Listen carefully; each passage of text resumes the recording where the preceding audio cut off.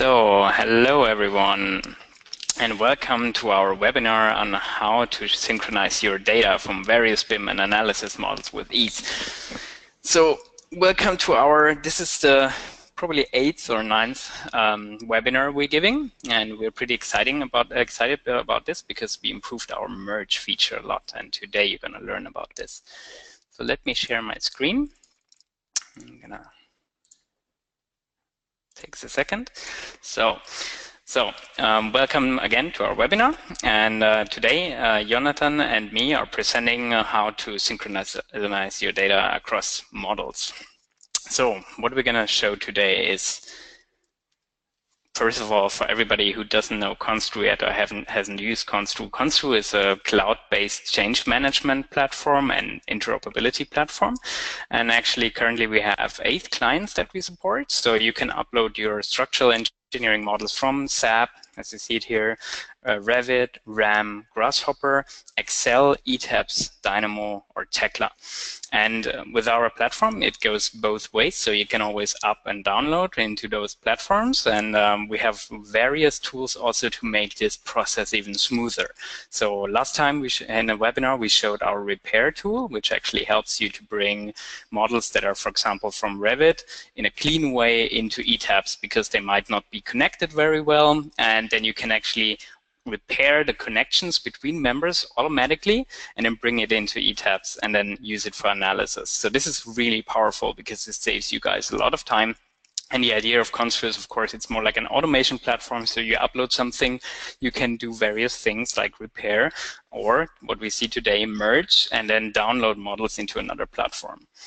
So what we're going to show today is we're going to talk about a simple merge, where this is something you guys as users requested a lot. So we're going to add 2 models into each other. So for example, today what we're going to see is we have a little tower for elevator or staircase that is part of one model, and then we have another model that is a building, and we're going to add those 2 together. So you asked for that because you guys are usually working in different models sometimes, and sometimes you like to split things, but then also bring them together easily in one big model to explore it online, or to say, invite someone to that model, or even just to merge it online and then bring it back into Revit, for example.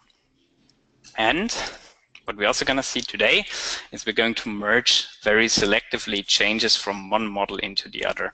What we see here in the background are 2 models. One of them is an architect's model, and the other is the engineer's model. And they're very different from each other, but kind of dealing with the same structure. And so what we implemented is a solution that actually goes very selectively. You can go very refined and say, I want to update only profile sections from that model into the other one. And this is really powerful, and today you're going to learn everything about that. So this is going to be today's topic.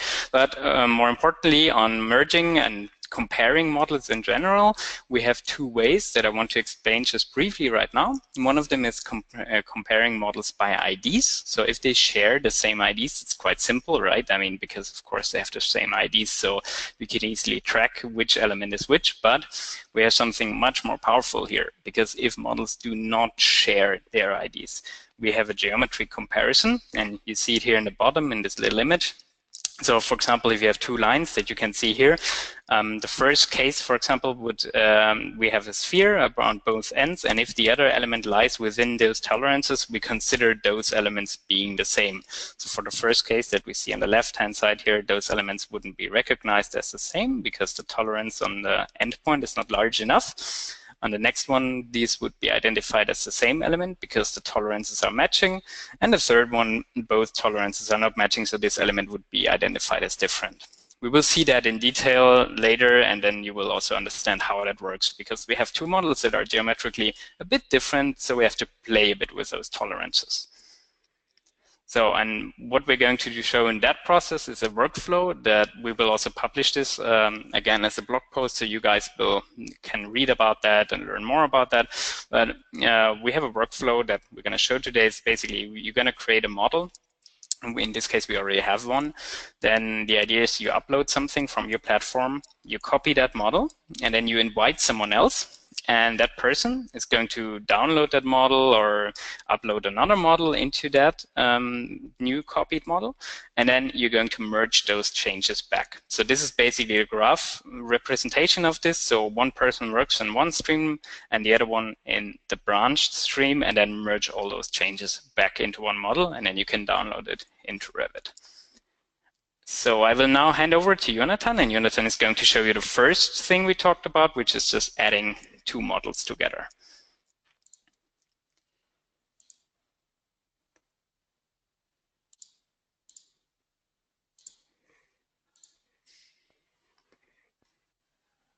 So takes a second.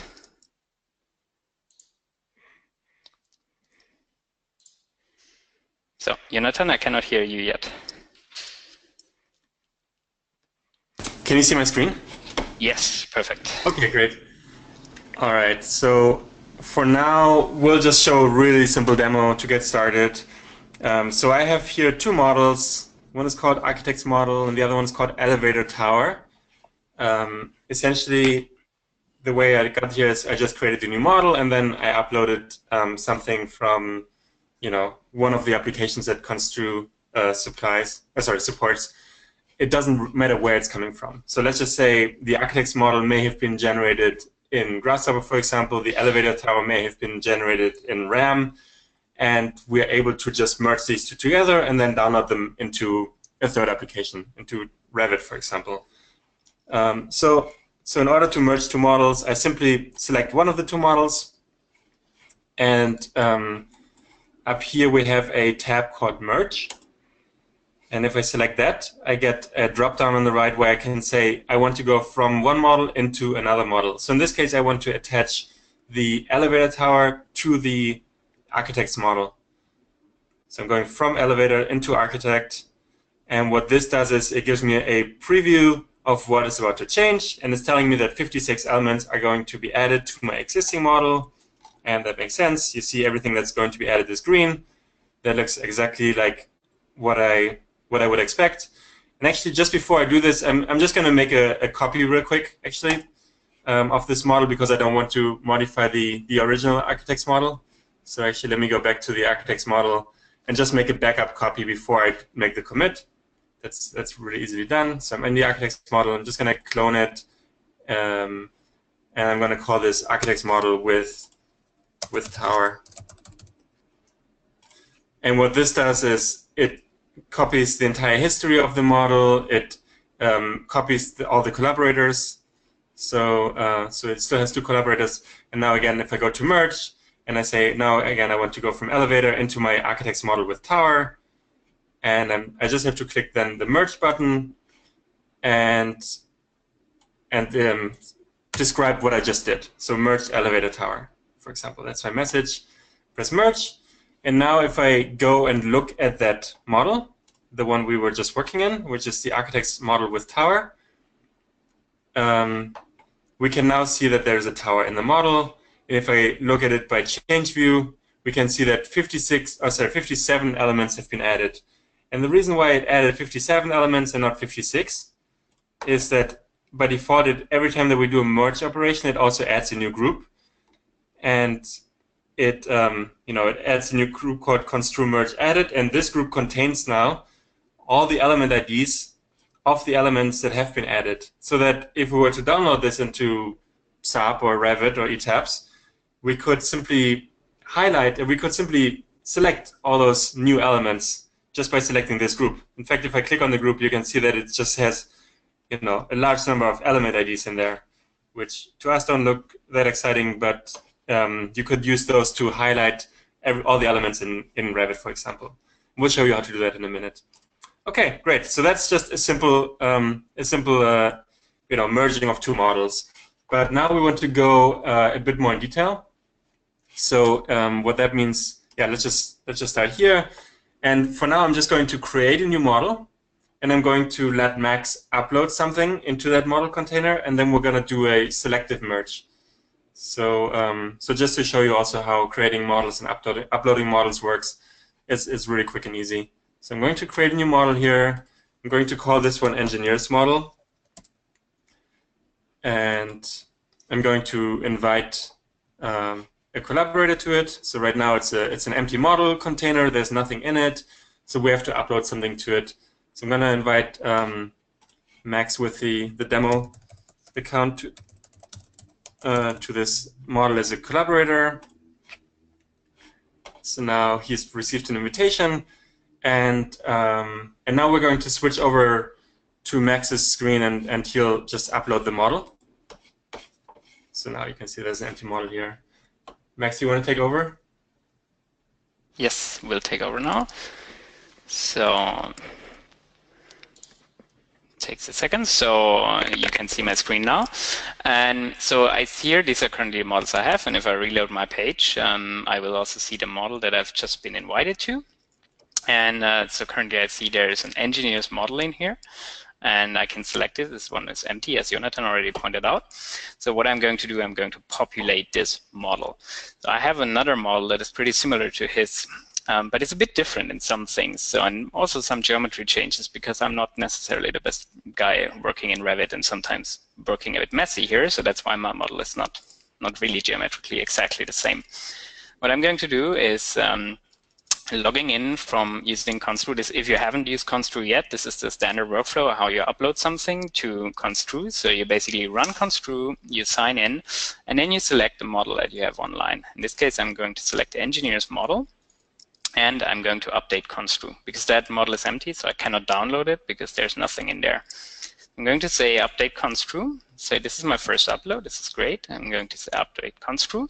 And Konstru now compares the model we have on the server versus the model we have in Revit. And it's going to tell us about the changes that are about to happen. And in this case, we will see a screen that tells us that 346 elements will be added. So we have it, this is a bar chart in this color, just saying you 346. So these are all the elements, and I can export them by types. So I can see there are 6 levels coming, and some grids and walls and floors and columns. I can see all those elements in here. You can also flip over and see by status. So if you update elements, you will find an updated group as well. So now I'm going to say finish update, and those changes will be committed to the server. If you don't like what you see in the review dialog, you can always cancel. So in this case, I said, okay, great, I agree on these changes. And now I uploaded it, and I can jump online, and I will see my model here. And here it takes a second, and now I can see the entire model being uploaded. And now I'm going to hand back to Jonatan, who's going to merge these changes into his model.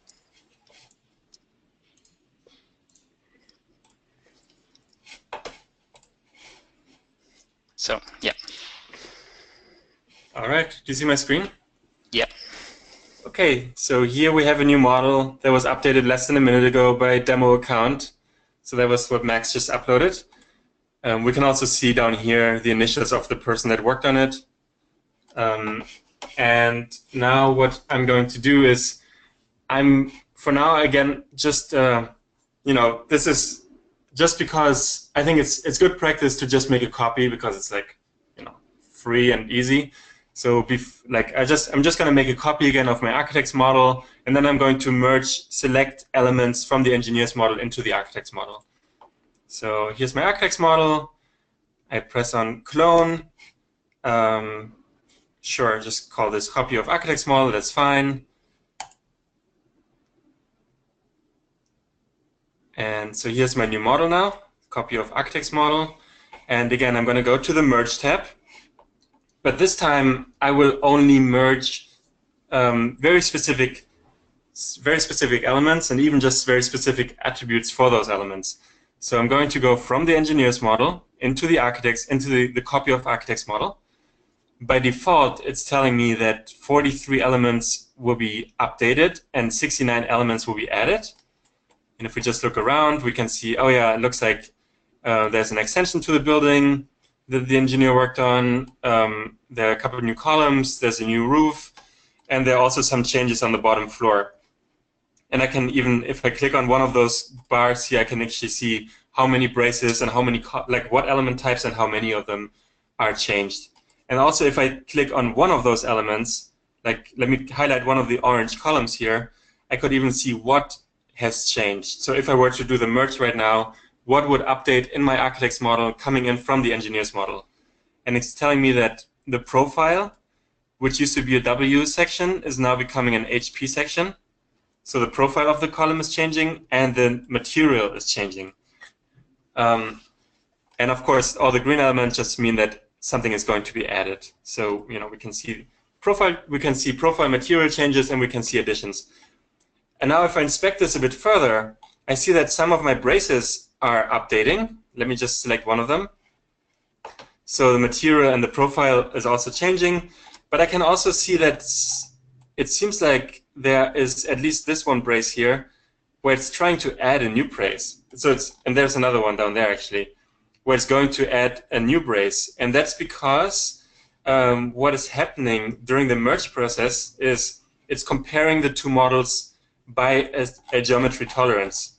So like Max showed the graph earlier, essentially in the case of you know, simple line elements, it's just creating a sphere at the end of each line, and then it looks at if there's another line whose endpoints end up in those two spheres. And if there isn't, then it's going to add something new. And if there is, then it's going to say, oh yeah, I found a match. I'm just going to copy over the properties, like for example, the material and profile changes from that, you know, engineer's brace into the architect's brace. In this case, I didn't find a match close enough. So what I can do is I can change my tolerance settings, and I'm just going to increase them. This is in millimeters, so that's you know, half a foot. I'm just going to increase it to 2 feet, 600 millimeter spheres, and now I should already see that the number of updated elements is going up, and I can also see now that it's no longer highlighting, it's no longer rendering a second brace in green, but rather it's matching my existing brace. So if I selected, I think it was this brace here, maybe not, one of those braces, if I select it, it's going to tell me, yes, here we go. It's going to tell me that the start point has been moved by 418 millimeters. So you can see that there. You can see the big gap.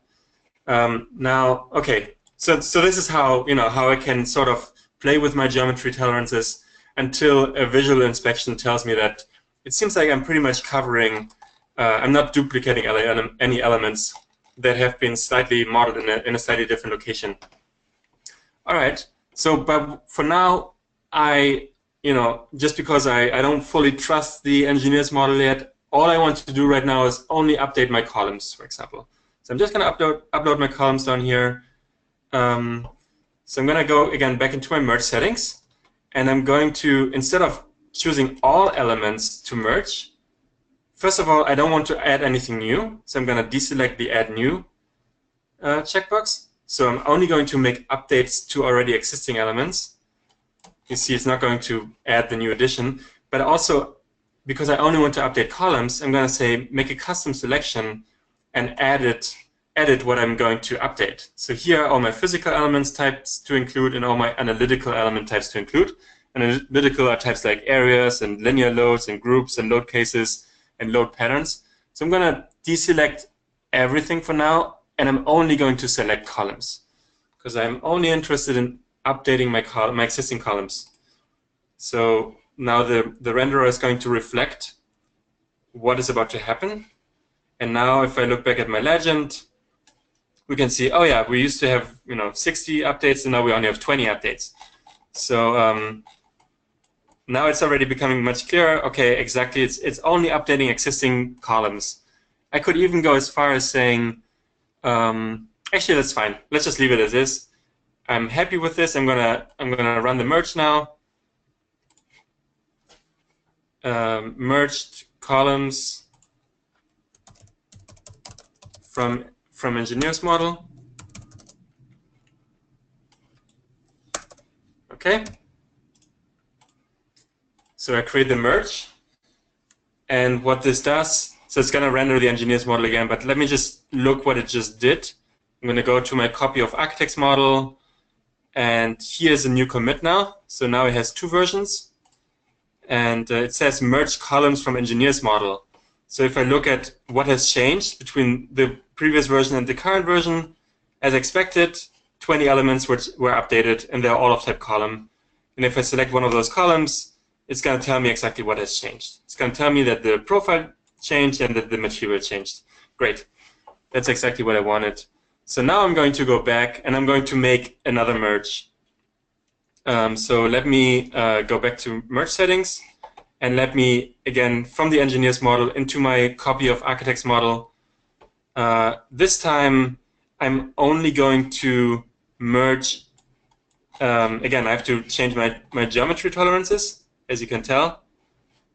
So it was 420 millimeters, so I'm just going to go again up to 600 to make sure I capture everything that's roughly modeled in the same area.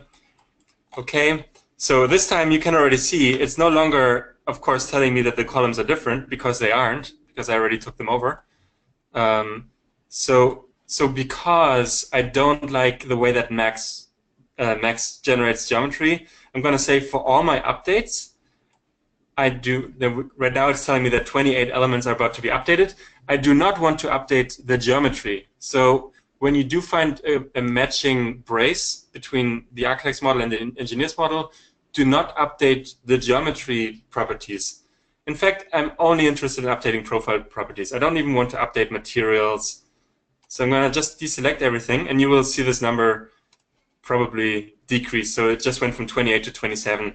So basically, because for some of the elements there are no, attribute changes, it's just gonna decrease. So now all I'm doing is I'm saying for all the existing elements, only update the profile, and then also add all the new elements. So this is going to be the second merge operation. So as you can tell, I can very specifically control what I'm going to take over from the engineer's model into the architect's model in this case. I'm not taking over geometry, I'm not taking over materials. I could even go as far as saying I'm not taking over slabs, for example. Like we did earlier, we said we only want to bring columns in. So in this case, I want to bring everything that's new and existing, but only certain properties. I only want to update the profile property in my model. Okay, so I'm going to do this merge. All right, so it's gonna. So I'm just going to say merged new elements and profile changes from engineer's model. So I think it's always a good practice to really specify what you just did in this commit message. Okay, so again, let's head back and look at our model, copy of architect's model. So there's a new commit here called merge new elements and profile changes. And again, if I look at it in the change view, as expected, it's updating 25 elements and it's adding 67, and it's again adding a group. This time there's a group called merge added. Previously I added a group called merge modified or something like that, merge changed. Okay, so this is my new model now. So, if I don't look at it in change view, it's just going to look as a regular BIM model. But all the elements now have new profile sections. They've all taken on the profile sections that the engineer was working with. Okay, so now we're going to hand it back to Max, and he's going to download this into Revit, and then he's going to show you how he can now, even in Revit, identify which elements have been modified by Konstru.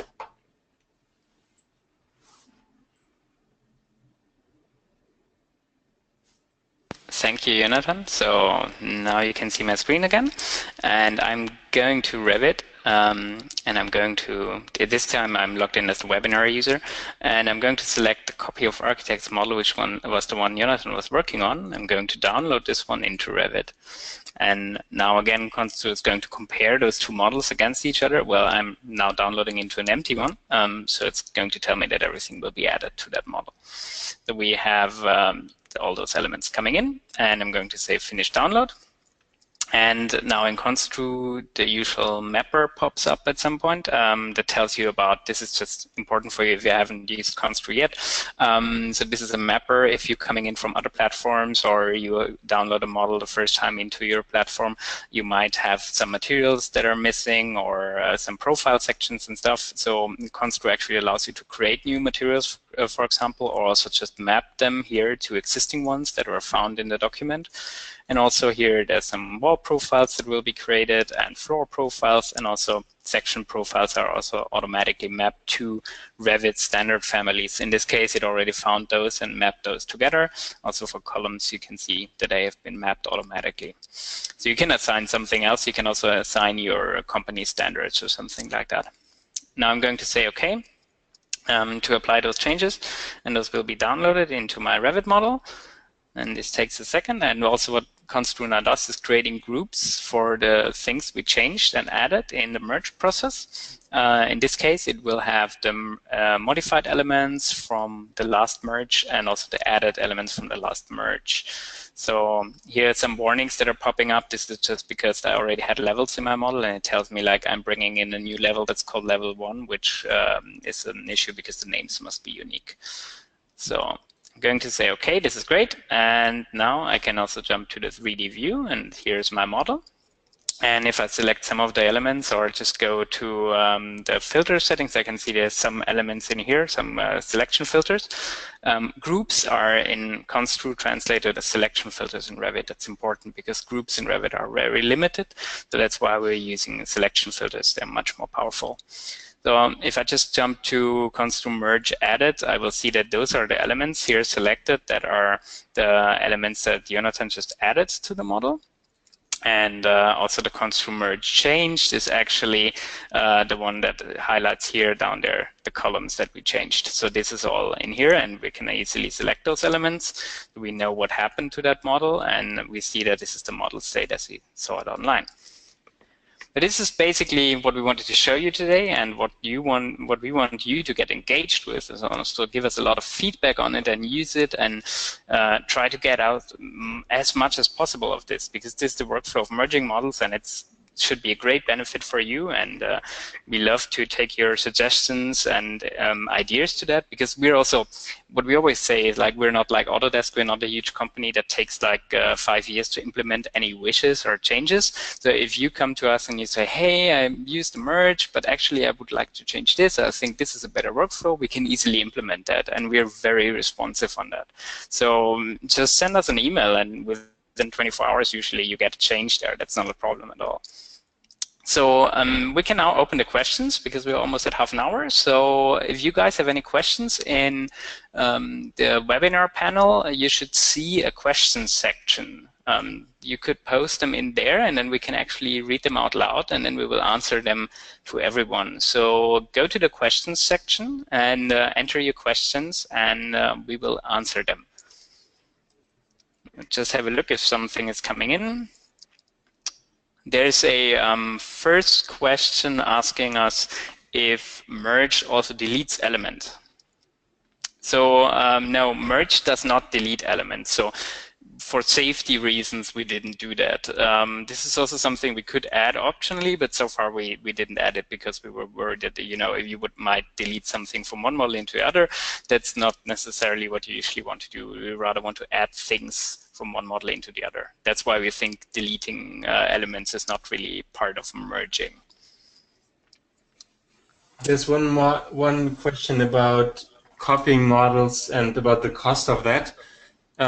So I don't want to get too much into the pricing, but right now models that you do not want to download from, you don't have to pay for. So if you can take a model in Konstru and you can make as many copies of that as you want, and that's free. Just once you start downloading, then the basic plan supports, you know, free models for models that are not being downloaded from. So what I just did in the UI was to just clone something to experiment, and that you wouldn't have to pay for. So that's why I think it's good practice to just make a copy of a model, then play around with it a bit, you know, if you want to merge or repair, and then if you feel confident, then you can do it on the real model, basically. We have another question. How robust is the update into Revit models with regard to propagating changes to drawings, linked content, etc.? What are the limits with replacing things? That's a very good question. So on Konstru, we have also a sheet. First of all, if you go to the documentation, in the web app, you will also see all the supported elements, first of all, and we also have in our documentation all the limitations posted. Here you see all the elements that we do support, and then if you go to the tutorials page, you will also see all details on like everything like floors and how to deal with them and stuff. So for most elements, it's not a problem at all because we are not replacing your elements. We are not deleting or adding them. We're updating the elements on the changes. So let's say a beam, if a beam changed in geometry, we update the geometry or the profile section and so on. We don't have to replace it. But floors for Revit, for example, there is an issue on the API. We cannot update the geometry of floors through the Revit API. In this case, we have to replace them. And that's a bit of an issue on floors, but usually we didn't have any users reporting on problems with that so far. And they were all quite happy with how it works. And so on the common elements, like you don't lose anything because they're still the same element with the exact same ID. They don't get replaced. Anything you attach to them will stay attached. I hope that answers your question. And then we also have another question. Can you view the family tree of models, copies, and merges? You mean the family tree of basically the history, what happened, I think it's like the branching graph, or? It could be something like that. No, at the moment we don't have. So if you look at the engineer's model, for example, and you look at the history tab, sorry, this is just a single history here with one. Let me check if I've architect's model with tower. Here we have two parts. So we have a history line here, and this will also tell you in the history then if you merge something, but we don't have a graph of that, like that is, let's say, branching and stuff, but you will find those events here in the history line. This is basically like the Facebook history, or what's that called, the Facebook storyline. Oh, yeah, timeline, exactly. This is basically the same here. So, yeah. Okay, in matching by geometry, what if two elements match with the tolerance? Two examples, one double beams where ledger angles are modeled. I'm trying to understand your question right now. Matching with, if you have at the same time a matching element, yes, that's then it would go by the first one it can find in the database. So this is a bit random, that's true, yeah. So usually if you have them exact, you have a brace and the other one, let's say 2 braces aside, and they're both exactly 600 millimeters on difference, it would just pick the first one it can find in the database and would still add the other one as an extra element because it couldn't find that as a matching one. Yeah, so usually we didn't experience that case that two elements are precisely in the same location. That's rather rare. And if they're not, then if that's an issue, let us know, and then we can fix that. And you can also just play with the tolerances, because if one of them is a bit closer, you will always catch it with the tolerance thing. So that's not a huge issue in that case. Yeah. Oh yeah, there's another one similar. It's what if I have two models that were not originally modeled in the same coordinate system? Can I still use this geometry matching? And the answer is right now no. There's no way to say compare these two, but always add a transformation vector when running the comparison. We have it somewhere in our to-do list. Again, if this is a critical feature, let us know. I think it's actually the first time that it's coming up, so we haven't implemented it. But yeah, we can do this. Otherwise, what we would recommend is to just move them into the same location. But if that's an issue, then let us know, and we can figure out how to just add a transformation vector to the comparison. Yeah.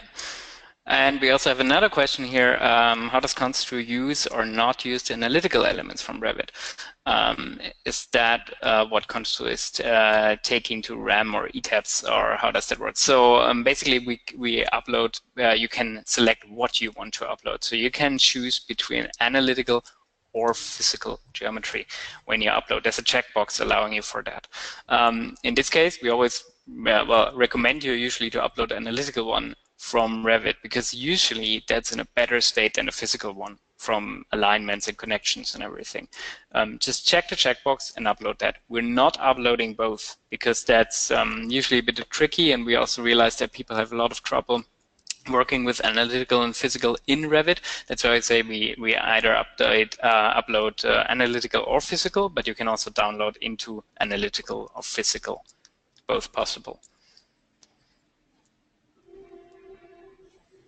Yeah, and then, yeah, do we have any more questions right now?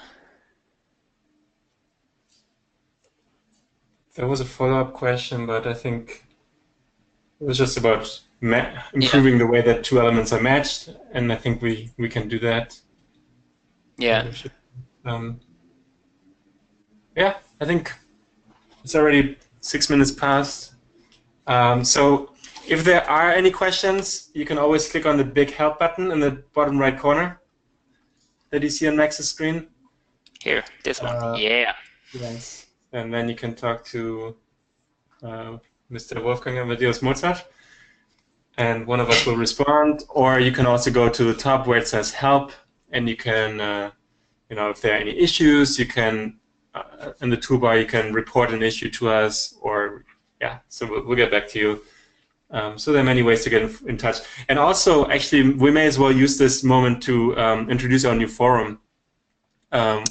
Just yesterday, I think, wrote out a forum. Well, actually, it has been there, but we never really activated it. So I think there's one post in there that we just found like 2 days ago. But anyway, we now have an official forum. So it's very empty at this point because it's only a few hours old. How to get there? Okay, we'll add a link to the documentation, and there's a user forum now. So yeah, you can also ask questions there and answer them amongst each other. Yeah.